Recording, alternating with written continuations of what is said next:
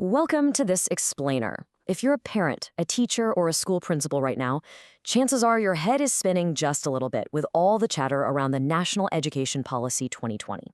I mean, between the parent WhatsApp groups blowing up, the playground rumors, and these sudden changes in school admission protocols, the confusion is incredibly valid. You're probably hearing wildly conflicting things about age limits, grade repetition, and honestly, what it all means for your child's future. Well, today, we're going to clear the air, and we're doing it using only the official documented facts. Because it really all boils down to this ultimate question, right? Will your child's age suddenly prevent them from taking their Class X board exams down the line? It is a totally valid fear, but as we go through this explainer together, we're going to separate the hearsay from the official policy. We're going to look at exactly what the regulations actually say, rather than what people assume they say. Okay, let's dive right into this. Here's our roadmap for today. We'll cover the NEP paradigm shift, look at who actually makes the rules, check out state implementations, and compare admissions versus board exams. Then, we'll get into the actual truth about grade repetition, and finally, wrap up with a solid guide for parents. Kicking things off with part 1, the NEP paradigm shift. To really grasp this shift, we have to recognize that the NEP 2020 is literally the biggest educational reform in India in over 3 decades. But here's the absolute most important distinction to keep in mind. The NEP 2020 is a national policy framework. It is not a standalone law. It outlines these fantastic ideal goals, things like foundational literacy, reducing rote learning, and bringing in skill-based education, but it doesn't instantly and legally change the operating rules of every single school overnight. Think of it more as a guidepost that states and boards are actively working toward over time. And the most visible part of that framework is definitely the structural shift. For decades, we operated on the classic 10+2 system. But the surprising oversight there was that it entirely ignored preschool. Formal education officially just started at Class I. The NEP completely replaces this with a new 5+3+3+4 structure. This officially integrates early childhood care and education, or ECCE, right into the formal system. It basically creates a 5-year foundational stage that brings in 3 years of preschool, like nursery, LKG, and UKG, long before a child ever steps foot into Class I. Now, what's really fascinating here is the neuroscience driving this whole thing. Why begin Class 1 at approximately age 6? It's definitely not just some arbitrary number. Research actually shows that roughly 85% of a child's brain development occurs before the age of 6. And during these critical early years, children learn best not through formal textbooks, but through play, stories, music, and social interaction. So the policy perfectly aligns with developmental psychology. 3 solid years of play-based early childhood care, leading up to formal instruction in Class 1 at about 6 years old, when they are truly developmentally ready for it. Moving on to part 2, who makes the rules? So if the NEP is a national vision, how does it actually become a hard rule at your child's school? Well, look at how responsibilities are strictly divided. The government of India sets the broad vision and the national policy, but they absolutely do not handle local admissions. That is the job of the state governments. The states are the ones controlling school recognition, admission rules, government orders, and those all-important age cutoff dates. Meanwhile, school boards like CBSE, CISE, or Cambridge are responsible for the curriculum, school affiliation, and conducting the actual board exams. They don't independently determine Class 1 admission age. They just rely on whatever the state's rules are. Which brings us nicely to part 3, state implementations. Because education is managed at the state level, the rollout of this policy looks very, very different depending on exactly where you live. States are moving at completely different speeds here. You have early adopters like Andhra Pradesh, Karnataka, and Uttar Pradesh that have already implemented the new age rules. You have Delhi making it mandatory from the 2026-27 academic year. Then you've got states like Maharashtra and Telangana that are currently in a transition phase. And you even have states like Tamil Nadu and West Bengal taking a very state-specific or alternative approach. This is exactly why a school in Delhi might have entirely different current admission rules than a school in West Bengal. Let's actually use Telangana as a case study to see what a transition phase looks like on the ground. In a transition state, implementation is highly progressive. You might literally find that one school down the street has fully adopted the 6+ age rule for Class 1, while another neighboring school is still transitioning and following older cutoffs. I know, this inconsistency is exactly what frustrates parents so much, but it is just a natural part of a phased rollout.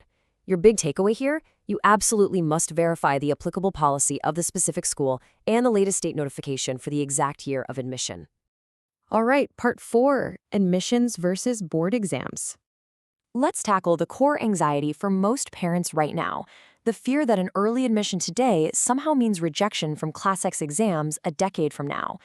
That fear is honestly based on a massive misunderstanding of how the system works. Admission rules and board exam eligibilities are two completely different regulatory processes. Think about it like this. Admission is verified once, usually when the child enters school, and it's based purely on the child's date of birth and the state's rules at that specific time. Board examination eligibility, on the other hand, is verified much, much later. It's based on academic progression, school records, attendance, and official registration. To put this into absolute objective clarity regarding CBSE specifically, there is no standalone minimum age prescribed solely for appearing in the Class X board examination in the current examination bylaws. Let me repeat that because it is absolutely crucial to alleviating parent panic right now. Eligibility is based on enrollment, attendance, and successful completion of the curriculum. The board doesn't have some separate, isolated exam age that acts as a trapdoor to disqualify a student who has legitimately progressed through the recognized system. To give us a little bit of visual relief here, let's walk through a natural chronological progression. Say a child is born in November 2020. If they follow the NEP recommendation, they'll enter Class I in the 2026-27 academic year at just about 6 years old. They progress smoothly, reaching Class 5 at age 9 or 10. By the time they hit the 2035-36 academic year, they are perfectly positioned for Class 10 at age 15. As you can see, the timeline flows perfectly when aligned with the new guidelines, without any friction whatsoever. Now for part 5, the truth about grade repetition. Right now, we're seeing many schools asking young children to repeat classes like UKG just to meet the new age 6 criteria. So the big question, does the NEP mandate that underage children must automatically repeat? Simply put, no. The NEP absolutely does not explicitly state that children should repeat classes merely for age alignment. Instead, the policy prioritizes continuous assessment, remedial teaching, and true competency development. Now, sure, a school might recommend repetition based on a child's academic readiness, maybe medical reasons, or to strictly align with a specific new state mandate, but grade repetition itself should not be considered the default, legally mandated NEP strategy for every single underage child. And finally, part 6, a guide for informed parents. So how do you take all this complex policy and advocate for your child? Let's start with a rapid-fire debunking of the myths currently flooding those parent WhatsApp groups, because, well, we all know how out of hand those forward chains can get. Myth: the NEP is a rigid law. Fact: it's a policy framework. Myth: all states implemented the NEP simultaneously. Fact: timelines differ wildly across the country. Myth: CBSE decides the admission age. Fact: admission age depends primarily on state rules and school recognition requirements. And my favorite myth: NEP requires weak or underage children to automatically repeat. Fact: the NEP actually emphasizes individualized remedial support over automatic repetition.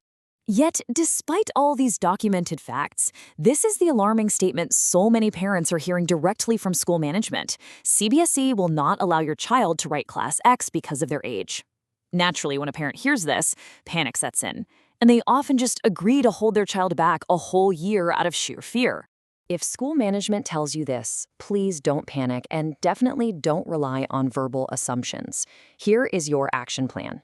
First, if your child is already admitted, respectfully request written clarification. Literally ask the school management, could you please provide the specific government order, the exact state circular, or the specific CBSE bylaw that states my child will be rejected from Class X?